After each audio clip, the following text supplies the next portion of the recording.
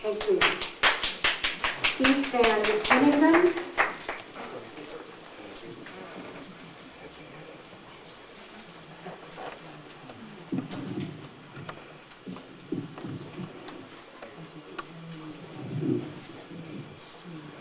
Good evening, my name is Keith Van Hennigan, Keithvanhennigen. I live in Reed Ranch. I am a Tea Party member. I'm a former land surveyor. I've been unemployed due to this lovely economy, but that's not my real problem. My real problem is there are only 2 board members out of 5 sitting before me. Tucson has several problems. We have a corrupt city council and mayor. We have a corrupt Pima County board and its leadership who supports racist organizations and communist organizations. Now we have a mapping company who is an obvious supporter of Obama, who's nothing more than a Leninist. You can laugh all you want, but that just means you're a bunch of commies too. Welcome to reality. You want your civility? This is it. Is there a surgeon at AIRC? And I wish there was, because he would make you be quiet. Like I said, I love the name of your company, but we know who you are and what you are. You live in the information age. We're watching. Don't mess it up. Have a nice night.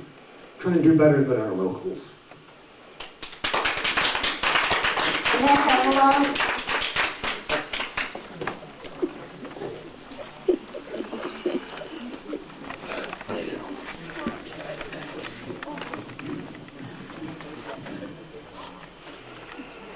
Thank you. Good evening. My name is Annette Eberlove, A-N-N-E-T-T-E-E-V-E-R-L-O-V-E.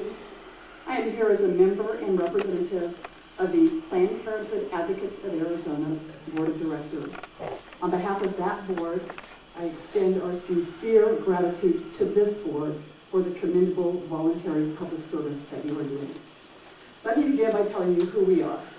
Planned Parenthood Advocates of Arizona is a political action committee that supports the activities of Planned Parenthood Arizona. Just like this commission, our board is made up of Republicans, Democrats, and independents from Tucson and Phoenix. Planned Parenthood Arizona has been providing vital medical services and counseling to men and women across Arizona for over 75 years. Today, Planned Parenthood provides these services to 14 health centers in 11 cities across our state.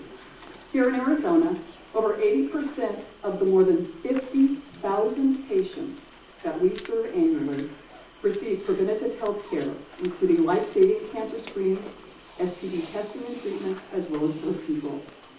As a provider of charitable care, we are very often the only healthcare provider available for many of our patients. We are both excited and hopeful about the redistricting process.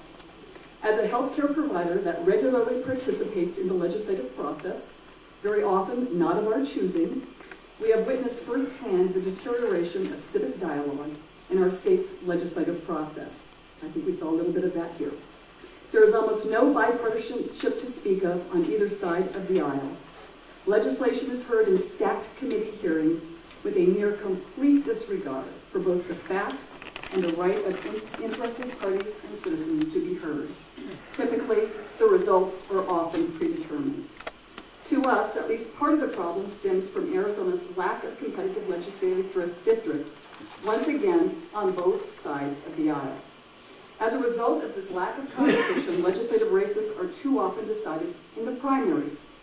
Primaries dominated by the more extreme elements within each of the 2 major parties. When legislative races are decided in the primaries, it obviously eliminates the effectiveness and the purpose of general elections. Another key result is low voter turnout. To us, low voter turnout is undemocratic with a small d. We know voter turnout is not one of the express criteria set forth for this commission, but to us, drawing districts with balanced populations should be a fundamental goal for the commission resulting in motivating the maximum number of voters to participate in Arizona's electoral process. We know that as a result of Arizona's past record of discrimination, our state's redistricting process is subject to oversight by the United States Department of Justice. We recognize that this commission must respect the legal obligation to maintain minority-majority districts. However, this legal obligation, in our view, has served as excessive justification for districts that are too heavily Democratic big D, which in turn results in the creation of other Democrat districts that lean too heavily Republican. This may well be in the interest of the two parties to secure safe seats, but it is not in the best interest of Arizona. Arizona needs fewer safe seats and more competitive seats. Thank you again. Next, Linda Horowitz, followed by Reg. Last name begins with a W, looks like W-I-L. I can't read the rest of it. Marilyn Zoll after that, and Leanne Anderson after that. Go ahead.